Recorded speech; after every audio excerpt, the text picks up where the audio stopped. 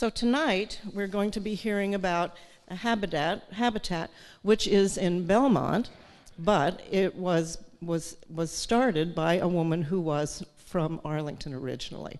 So we do have our Arlington connection. Jan Ford and Lolly Bennett are our speakers tonight. They are both longtime volunteers at Habitat. They're also longtime volunteers in Arlington. They're both members of the Arlington Garden Club, and we have lots of Arlington Garden Club members here in support. Jan was a teacher in Arlington at the Dowland School for many years, and she's been a very active worker in the town hall gardens.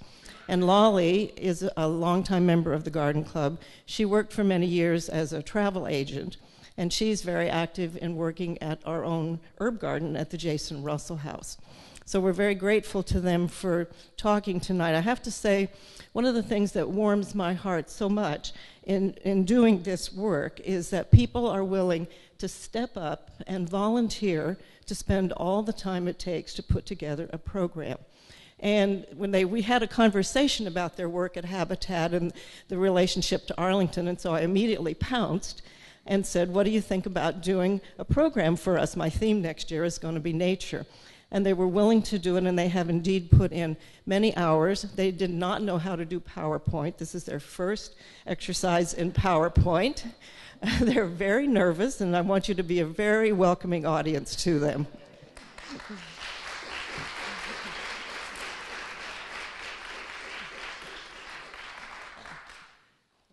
Well, good evening, everyone.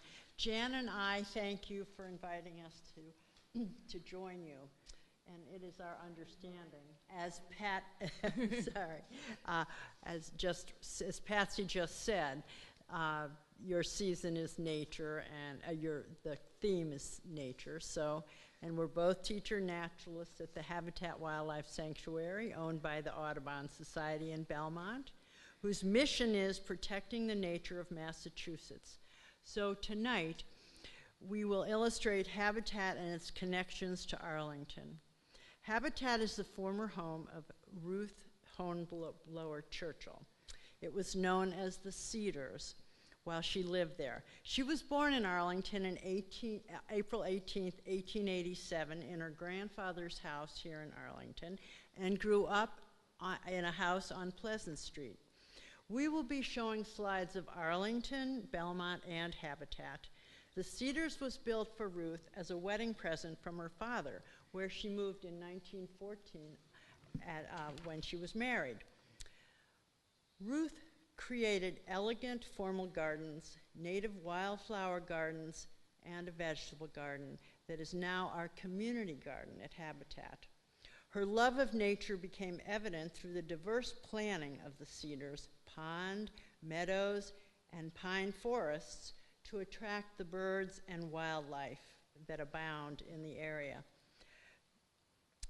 Mary Cummings, the Olmsted brothers, and William Curtis influenced Ruth's dynamic vision of the estate's gardens and natural spaces that abound and that are now approximately 90-plus acres. Ruth kept her ties and influence to Arlington her entire life. Throughout this presentation, we hope to illustrate the myriad of ways.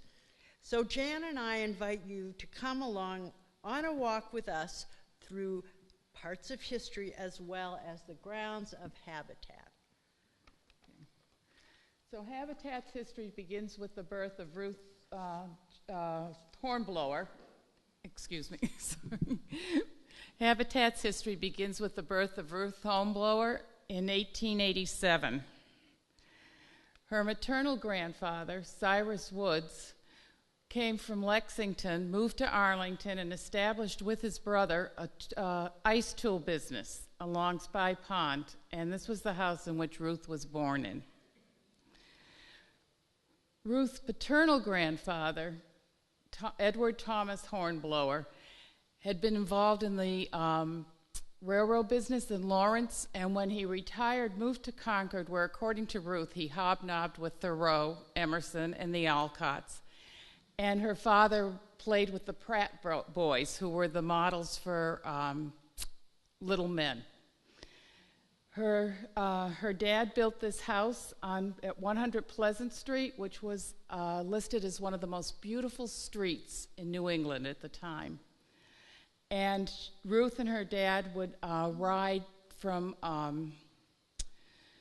her home over to Monotony Rocks. They'd take their horses over there, and they would go birding. And that was where her initial love of nature and her interest in birding began, was at Monotony Rocks.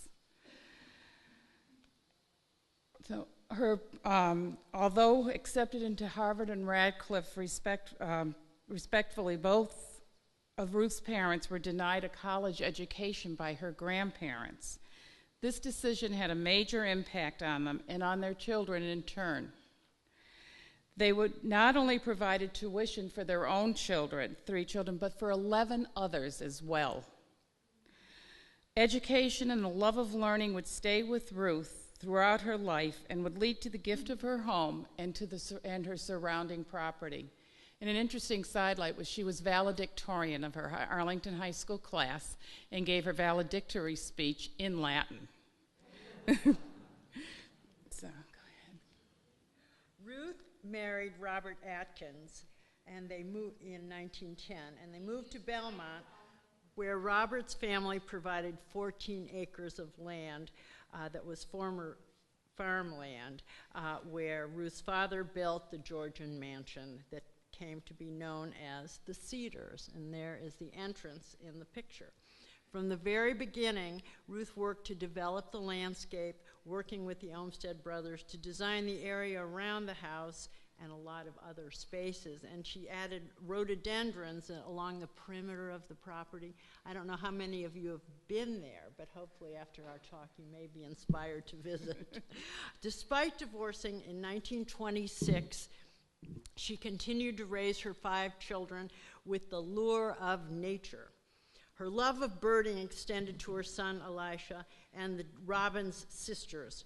Ruth's lifelong friends presented Elisha with this very case of birds, and it doesn't do justice, this slide. In person, it is fabulous, and the snowy owl in the center is knockout. And it had been commissioned by their grandfather for the Philadelphia Centennial Fair in 1876. The Robbins sisters were aunties to Ruth and her siblings. Eliza was godmother to Ruth's daughter, Mary, and Ruth was with Ida Robbins when she died in Switzerland. Cyrus Dallin had been a neighbor of Ruth's parents, and he and Victoria would remain friends with Ruth. Her parents commissioned a bust of her older daughter, Mary, and she commissioned him to produce a bronze relief of Elisha, his older brother, Bob, and their Great Dane, Bolo. This relief is a plaster copy and is installed at the Dallin Museum. Maybe some of you have seen it. Elisha became an ardent supporter and beloved teacher at Habitat, and also I think he was a director at one time, and his wife Elizabeth was involved as a teacher as well. So, in 1968, following 2 marriages, Ruth established a trust that would ensure the preservation of her estate for educational purposes. Following her death, the Greenough Foundation, named after her husband, Chester Greenough, was comprised of her 5 children and Bert Rones, who some of you may remember as the former superintendent of schools in Arlington. After an initial incarnation as Habitat Incorporated, which was a environmental education site, it was a water research program and an arts center. And they actually received a national award from President Nixon honoring their work in water preservation, preserving against salt and pesticides. Unfortunately, they were not great at managing money, and Habitat Inc.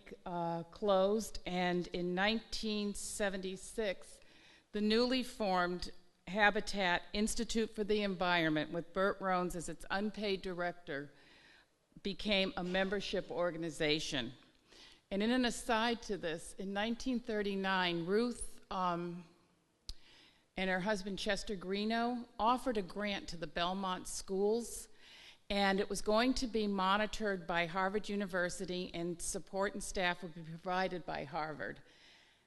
But Belmont turned it down. They said, nope, not interested. So Ruth turned to Arlington, her alma mater, offered the program. It was a 5-year trial. It was carefully vetted and monitored, and it became the foundation for all of our counsel and guidance programs. So, in 1994, again, money reared its ugly head, and Habitat needed to find another source of support and income, and we came under the aegis of the Mass Audubon Society. And interestingly, when the change was made, the folks at Habitat said absolutely have to have the word education in the title of the sanctuary. This is honoring Ruth's memory. So it's the Mass Audubon's Habitat, Wildlife, and Education Sanctuary. So it's the longest name in the Audubon group. The children are at the starting point, and if you look down in the lower right-hand corner there of the sign, you can see the Audubon symbol. But these children are just beginning their walk, heading out on what was built 2 years ago as our fully accessible all-persons trail. So, and it's we have Braille signage and an audio tape for folks. So, and this is our log circle where everybody meets under grandmother pine, which, as you can tell, is one of our oldest trees. But we're surviving, and it sort of has an honorary place forever in the hearts of those of us at Habitat. So. And this is a picture of our community garden, which is open to everybody when plots become available for a fee. And the children's garden is maintained also there by our nursery school naturalists and other children's programs and our camp, summer camp. And a moon garden and a sun garden are maintained by the herb group as well. You can't really tell one from the other here. There it is. That's the moon garden, and the sun isn't shown. But anyhow. Well, I think that was the sun, or part of it. Anyhow, it's changed. I've worked in it for years. Being conscious of conservation and global warming issues.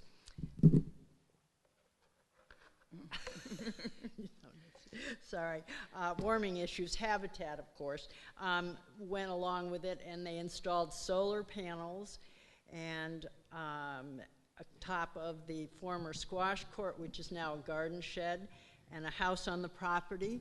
50 to 60% of the energy needs for the visitor center are met through these resources. And in addition to solar energy, 5 in-ground cisterns capture rainwater from the visitor center and take care of the watering needs for the gardens that surround the building. Our newest addition is the installation of an automobile charging station for electric cars that also draws its energy from the panels. And at this point, there are more kids on the all-purpose trail. There are now, it's grown from 14 acres, was it, in the beginning? And a lot of the neighbors in the area have been generous, and they have donated their houses or up, and so that our property has grown, and now it's up to 80 plus. It's not all contiguous, but and there are 4.5 miles of trails to explore that take you through woods, meadows, ponds, a nice variety of habitats. And as you walk to Turtle Pond, you will move through a bank of majestic pines on one side and deciduous woods on the other, which is unusual in the natural world. And because it's an education center and it was a private home, it was planted. You wouldn't normally see a dividing line between a deciduous and a pine. So it's kind of fun to, as an educator, to point this out to the kids when they're walking along the trails and learning. And you may see a hawk hovering above, looking for the smell of creatures that eat seeds from the pines. The vast majority of these trees were toppled during the 1938 hurricane, not earthquake, and they were replanted with pine saplings by Ruth. And one of my favorite experiences walking the trails at Habitat was in that area. And all of a sudden I heard this rustling in the underbrush off the path. And the next thing I looked, and a red-tailed hawk lifted out of the brush, and in its mouth was a big snake hanging down, and it was going up to its nest to feed its babies. And it was probably one of the most memorable experiences, just walking the trails it was just a thrill. Habitats are also created by man at our sanctuary, using cut down brush when they trim the brush off the, the trails and stuff. And it's fun though, because then you see the chipmunks and the things running along, and it's shelter for them too. And 3 years ago, there were 13 baby turkeys born in a brush pile, and no one knew they were there until they marched out. I was stunned. There weren't any they were as close as this to the trail. And, there are dog walkers that go through Habitat, and kids and everything, and these turkeys, they were so camouflaged, you would never know they were there. It was so cool. Because nothing in nature's ever wasted, the fallen trees, the snags, the branches are all left to provide shelter as well as food for the decomposers who do what? Make soil. Okay, so that's our grandfather pine, who sadly, after many, many, many years, kids used to hide in there, and we had all kinds of animal homes fell during one of our big storms last fall.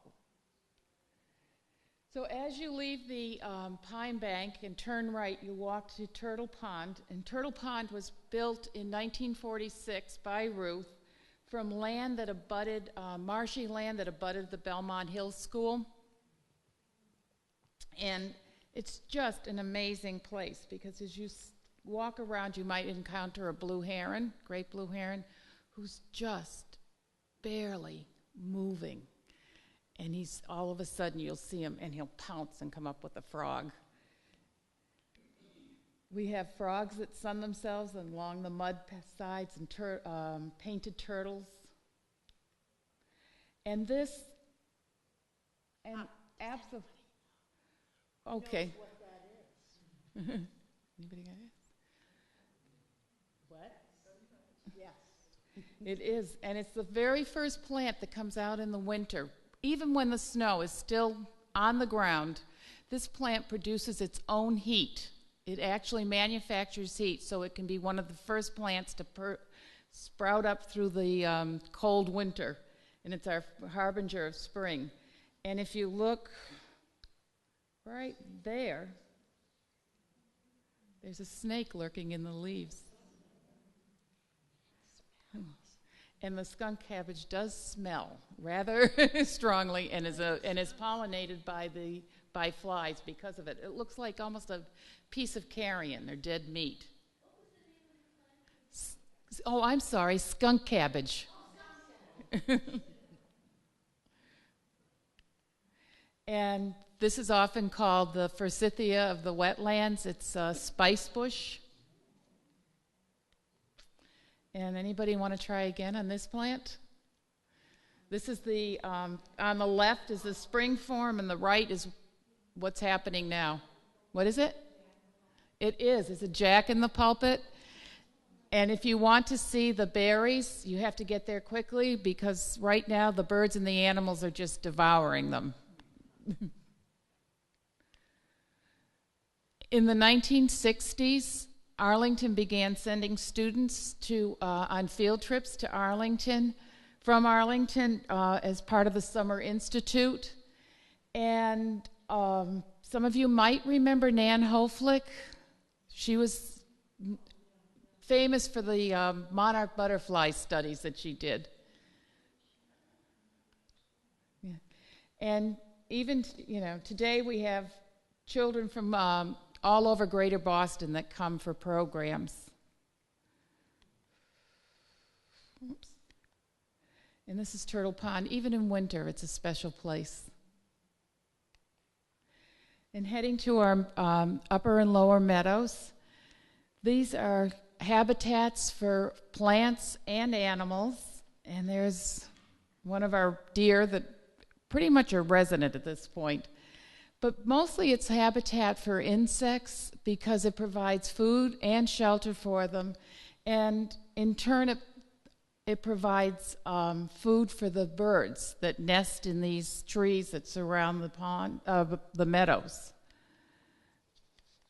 And almost every year we've had a pair of nesting Baltimore Orioles in this grove.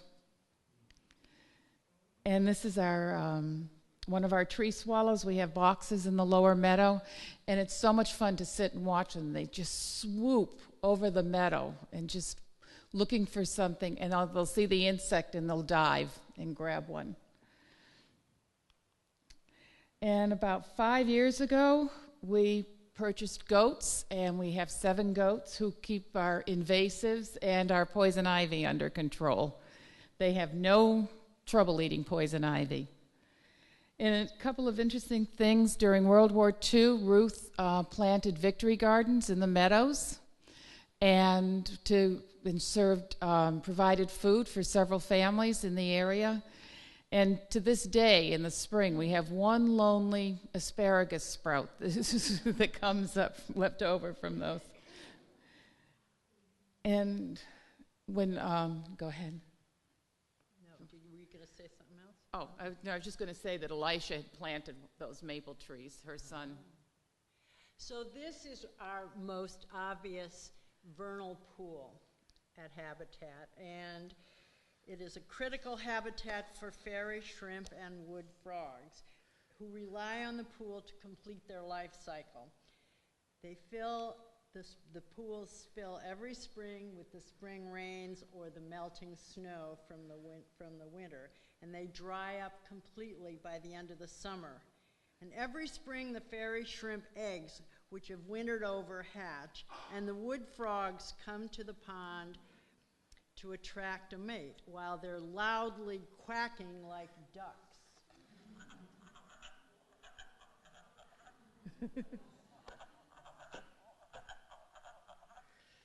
And it's critical that they return to the pool where they were born. They just can't go to any wetland because this is where they return. And the pools are protected in Massachusetts, but they have to be certified. And so until it's certified, a builder can go in and fill it in or do something to ruin this life cycle of these creatures. And so it's kind of tricky because you can't build, and that's good. So where a stand of trees fell during a particularly stormy season here, sunlight was able to reach the forest floor, and now a large area of about 40 white pine seedlings are growing in this space.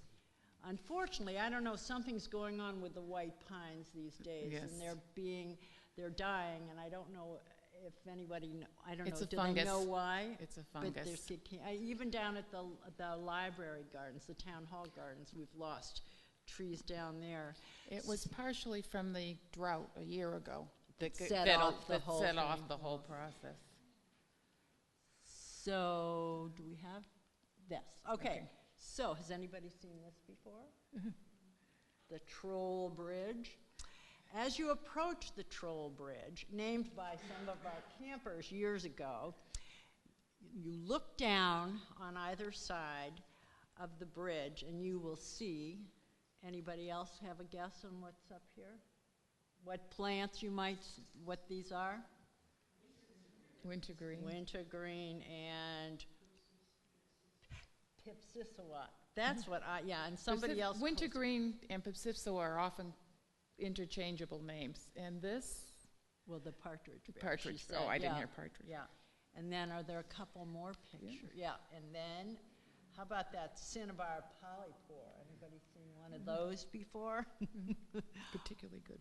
You're right. And red waxy mushroom cap.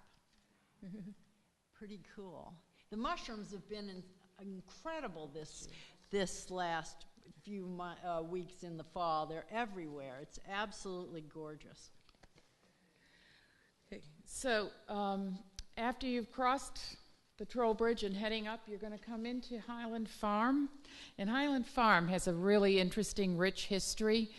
It was used by the Pequawset Indians, became a timber lot for Harvard University, where they would take down trees to provide wood for their fireplaces in their dorms. It was a stock farm, cattle's farm, and it was a racetrack, a harness racing track. And it was given to Habitat in 1994 by the Claflin family, and at all seasons, it is absolutely beautiful.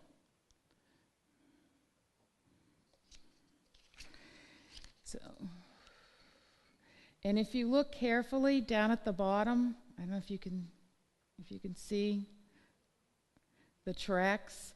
So even in the dead of winter, when there's all this snow, we're providing habitat for somebody. It might be a fox who's about to pounce on a vole or a mouse, or it might be somebody seeking shelter underneath the pine boughs. And in the spring, we've been having bluebirds. And for the last several years, and every winter, starting around December, you'll start to hear the calls of the great horned owls that have been mating at Habitat. And they'll start calling each other from not too far away, but just to kind of acknowledge that they're there.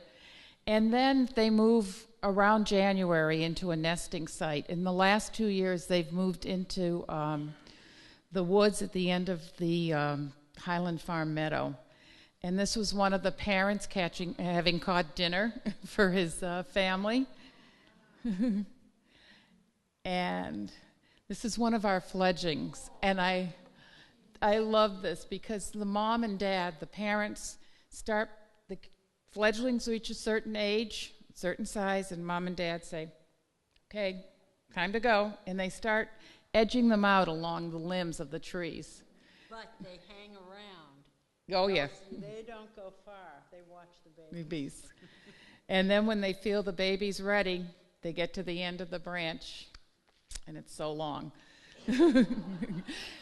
And that fledgling will have to find its own territory because Habitat is its parents' territory. So it'll have to go off and find its own place. And this, I had to put this in. This is a Homer painting that is supposedly of Highland Farms.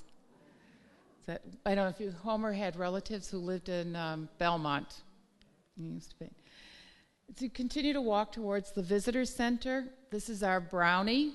And this was the bicycle storage for Ruth's family when the building was on 100 Pleasant Street. When Ruth married, she had the building moved up to Habitat, or at that time the Cedars, and it became the playhouse for their children. So, not bad. And today we use it for various camp programs and other programs. And then tucked into the woods, we have a stand of pink lady slippers. Okay. Well, in 1989, this is Weeks Pond, was donated to Habitat. And in 2010, a conservation easement was placed on Weeks Meadow, which is adjacent, and ensuring that this acreage would never, ever be developed. And it's reached by a short walk from the visitor center, and it's not contiguous, but it's nice. You could walk down Juniper Road, you see the houses, and you get a real feel for the neighborhood, and it's lovely. And in 2006, and that's the Weeks Meadow. I love that picture. Oh, and one of the inhabitants at the pond, and you can't really see the bottom of the pond. The whole pond is green. It's covered by the duckweed, and it's a pretty nutritious plant for the aquatic critters that live there. But look, that's a good picture. I like that with it. It's got the duckweed all over his face. It's a good one. And there are some painted. I'm sorry. Oh, wait a second. Sorry, I would. All right, okay, well, those are mallards. And then there are beautiful wood ducks. And we have put in a wood duck house for them to nest, but also there's a weeping willow, and they've nested in there too. So you know which one the male is, right? No, they're gorgeous. And this is the Link building. And it was added to provide extra restrooms and additional classroom space. And the name came from joining the former library built for Ruth's second husband to the main house. And so it's got automatic lights when you go in, and the water, it's not compost, but it's two kinds of water flow to save water, conserve water. So they've done a lot to upgrade for conservation purposes. And here is the formal garden, or a shot of them, and it really is pretty. You can see it through the office, you can see it through different spots. And the gardens provide a setting for many weddings, birthdays, any event, memorial services, and the Italianate and Allied Gardens won awards from the Horticultural Society in the 60s, and the gallery, Ruth's former living room, can also be available for events, and has a rotating art show and photography exhibit. Every month there's a different show. And this is a shot of the living room, and this is a setup for an event that you could have. And and also, did we see the wisteria? Oh. No, there's a wedding that was. And you want to go back to the wisteria? The wisteria, I love this shot. This is where the people who work in the office get to look out on this scene, and it's fabulous. And I didn't realize till I looked at how old do you suppose that wisteria vine is? It's 85 years old. It's very pretty. And it's a nice place. They set up a bar, and they have events out there. And I mean, what a perfect setting. It's a great shelter for birds. Yes, indeed. So. Okay. So, let's see. I'm just going to move. Whoops. Am I going backwards? Excuse me. As Patsy said, I'm a novice.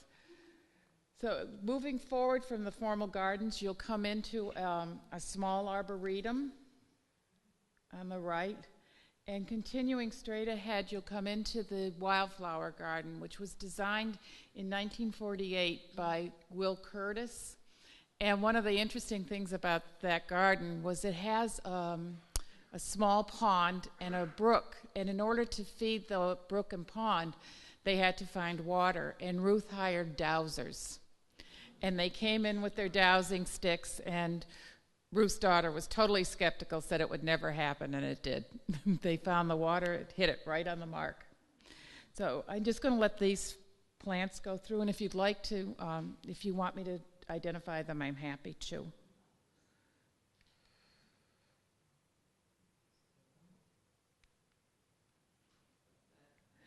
This is a real harbinger of spring. In the spring, the wildflower garden is full of ephemerals, plants that are here for just a few weeks and then will be gone. And this is bloodroot, and it flowers before it leaves out. It's the only flower in New England that I know of that does that.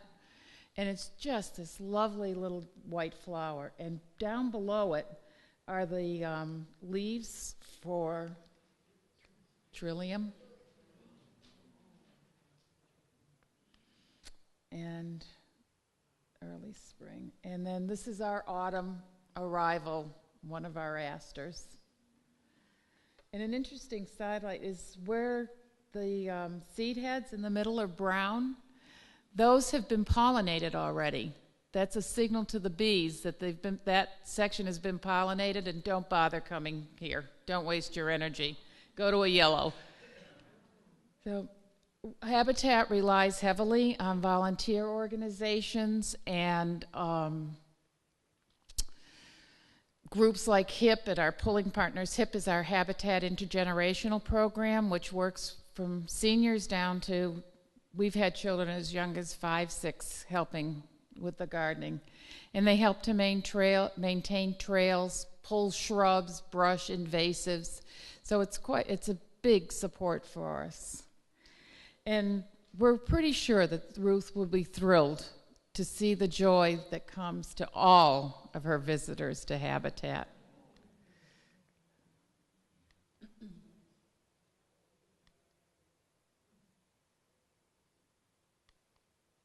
And thank you so much. And I especially want to thank Chuck, because as Kathy said, we wouldn't have been able to do this without him. So special thanks.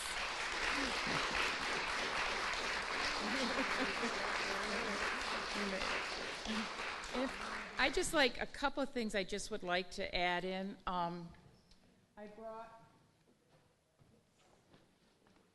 these are books that I used as research that Lolly and I used, called Mother's Chronicles, and there is a copy at the Historical Society. If you have a chance to read it, it's delightful. Ruth was a force of nature, and her stories that she tells are just amazing if you have a chance to read any of this. Mother's Chronicles. It's a 2-part book, and it was written by Ruth. The other is Bert Rohn's. I had no idea about what an amazing man he was and how fortunate Arlington was to have him as its superintendent. And the last thing I just want to share is that Ruth's nephew, Henry Hornblower, her brother's son, gave the property and developed Plymouth Plantation. So the family has a long history of education and philanthropy, and Ruth gave their property, her summer home in Plymouth, also to Plymouth Plantation. So, thank you.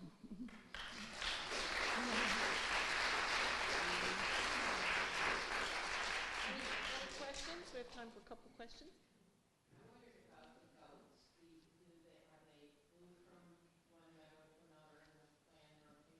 They are. We do have electric fences, but we have to have somebody with them at all times now, because last year we had a coyote in the middle of the day get into one of the meadows. So, but we rotate them, but they do have a nice home. There used to be a greenhouse on the property that Ruth had built to do her plants, but it's now our goat house. So, yes. And we had a delightful morning and pumped out the oh, so you're one of our goat herds. No, we met your goat herd. Oh, okay. A delightful young woman who was really into the job. Terrific. Okay. Thank you again. Oh, go ahead. There's one more. Coyotes. You have coyotes living there too? We have coyote, red fox, fisher, weasel. We see them running up and down our street. I don't know where they live. We have a wildlife camera, which is kind of neat. So we can capture things at night too. What's happening. Thank you again. Oh. It was really